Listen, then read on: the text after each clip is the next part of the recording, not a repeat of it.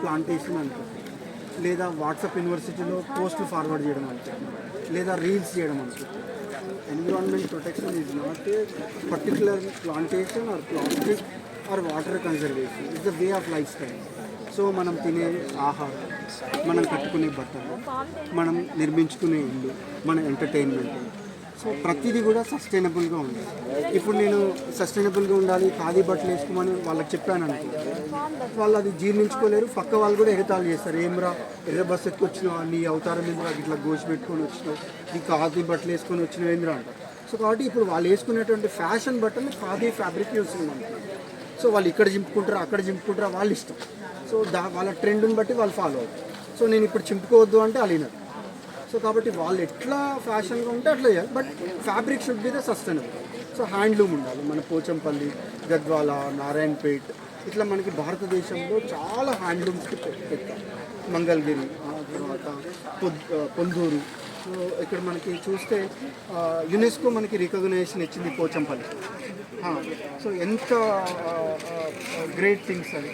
So కాబట్టి ఎట్లా మనం సస్టైనబుల్గా ఉండాలి, బయటికి వెళ్ళేటప్పుడు ఎట్లా వెళ్ళాలి, ఒక పుట్టినరోజుని ఎలా చేసుకోవాలి, ఒక పండుగ ఎలా చేసుకోవాలి, అదేవిధంగా ఒక ఒక పెళ్ళి ఎలా చేయాలి, అట్లా it should be the sustainable.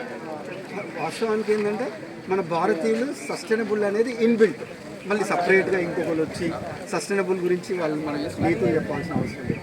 Unfortunately మనం వెస్టర్న్ ఎడ్యుకేషన్, వెస్టర్న్ కల్చర్ని అడాప్ట్ చేసుకుంటున్నాం కాబట్టి ఫోర్సబుల్లీ మళ్ళీ ఇప్పుడు ఒకరు వచ్చి మనకి నువ్వు ప్లాస్టిక్ వాడొద్దు అని చెప్పాల్సి వచ్చింది, మీరు ఖాదీ వాడండి అని చెప్పాల్సి వచ్చింది, మీరు మిల్లెట్స్ తినండి అని చెప్పాల్సి వచ్చింది.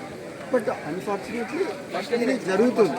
ఈవెన్ ఇప్పుడు 2023 సంవత్సరాన్ని ఐక్యరాజ్య సమితి ఇంటర్నేషనల్ ఇయర్ ఆఫ్ మిల్లెట్స్గా డిక్లేర్ చేసి ప్రపంచానికి మిల్లెట్స్ తినిపిస్తుంది.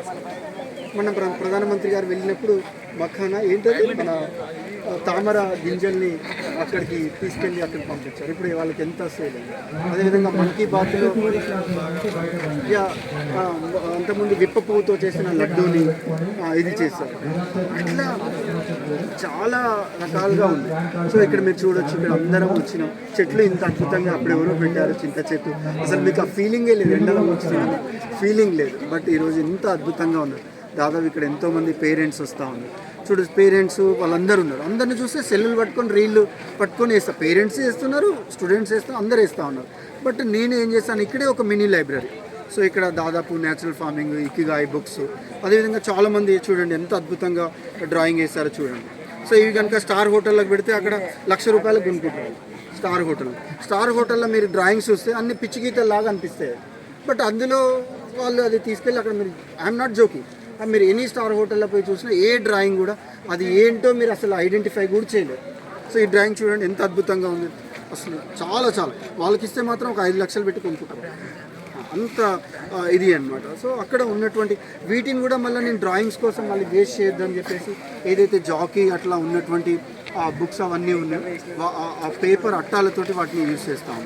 ఈవెన్ ఏంటి మొన్న మా మిస్సెస్ చిన్న ఏమంటారు కుల్ఫీ ఐస్ క్రీమ్ కొనుక్కొచ్చుకొని ఇంట్లో అక్కడ డబ్బా పడేస్తే కూడా దాన్ని అద్భుతంగా కుల్ఫీ ఐస్ క్రీమ్ కూడా దాని మీద ఒక డ్రాయింగ్ని, అద్భుతమైనటువంటి డ్రాయింగ్ని వేసాం.